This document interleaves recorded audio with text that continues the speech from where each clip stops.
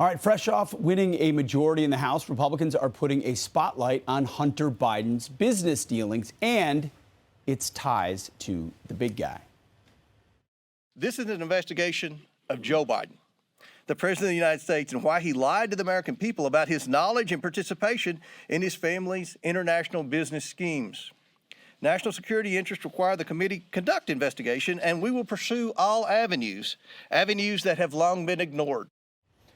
All avenues. GOP Congresswoman Nancy Mace sits on the House Oversight Committee. She joins us now.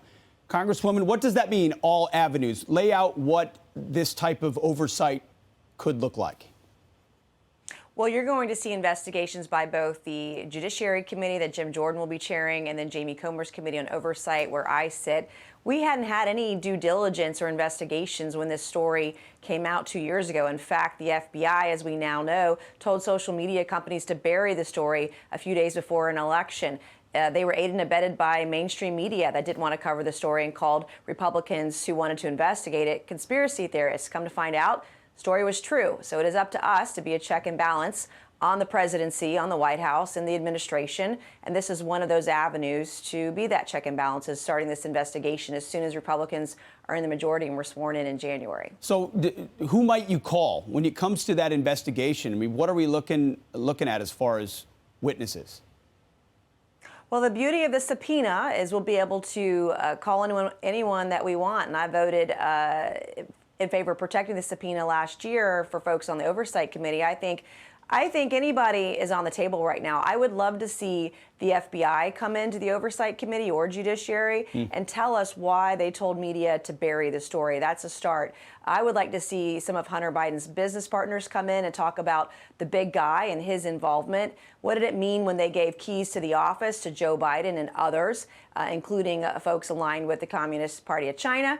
We have a lot of questions, and I think all witnesses should be on the table for these investigations. What do you say to the White House? They've put out a statement dismissing this, saying, this is just the Republicans playing politics.